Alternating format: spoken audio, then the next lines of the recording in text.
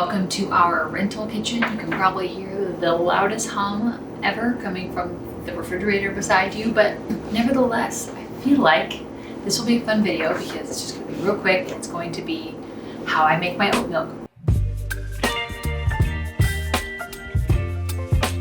The lazy girl edition, the girl who wants to put in minimal effort into her everything.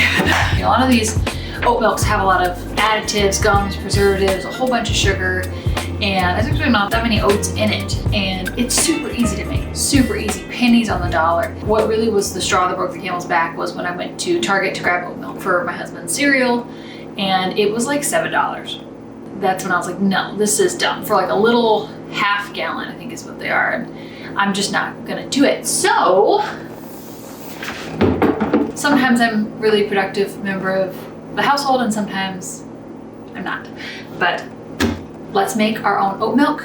And something that was freeing for me was when I watch recipes, I think I'd have to get it precise and have to be perfect about it. Well, you don't have to be. If I use maple syrup, that doesn't mean you can't use honey or agave nectar or something else that you just have on hand. Just adjust it to what you have and do the best you can with what you got. Okay, let's get the ingredients out. Oats. Do honey. Salt. Use any kind of salt you have. Voila, vanilla. I only have the NutriBullet, which is as big as this. It would probably be better if you had a bigger blender, but I am cheap and I don't want to go buy another blender, so I just made a couple different batches. Our local Costco has these for this is $10, $11, and it's gargantuan. It is 5 pounds of glyphosate-free, USDA organic, non-GMO verified. This is $11 at our Costco. I'm sure you can find it online, or I don't know, whatever you do, just find it glyphosate free. That's a pesticide that they spray on the oats, and you want to make sure you're not drinking that on a regular basis or ever. So you're gonna do 1/3 cup of oats, 4 cups of water to this. A couple shakes of salt.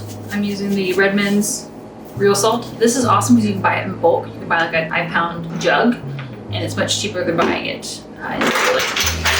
Now I just measure with my heart, which I shouldn't, but it's about a tablespoon of honey, just a splishy splash of vanilla extract. Now you're gonna blend it for 30 seconds and no more. Otherwise it's gonna get really gooey. Plug your ears. 30-second timer on your phone.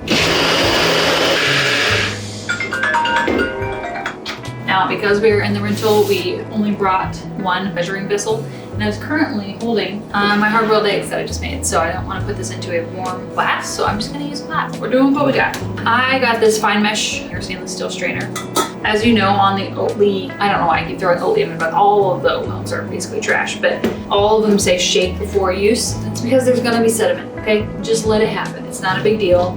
It's just oats. I hated oats so much, don't drink oat milk. So I just slowly pour this through the fine mesh strainer. Kind of let some of the sediment build on itself, so that it helps restrain it. I say the leftover oats that's blended, and I usually throw them into a pancake for Leora, because who wants to waste that? We pay for that. Pick a jar, pick a jar please. Then we're gonna strain it again as we put it into the jug. You're welcome to get a cheesecloth and strain it through that, or a really thin cloth that you can strain it through. You can do that.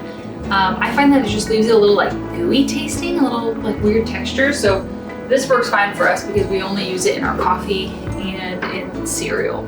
So it doesn't really matter if there's a little bit of extra oats left over. But if you're super grossed out, you can also, if you have a coffee filter or something, you can just use this to put it in the coffee filter and let it just drip out. There's lots of different options. Just use the corner. It is super easy, super creamy. If you prefer it more sweet, add more sweetener. Kind of trial and error. Start with a little less and then add a little bit more. Add a little bit more vanilla, add a little bit more salt or honey or agave, or you can tailor it to how you like it. Now, don't just use it as an excuse to just eat a whole bunch of sugar.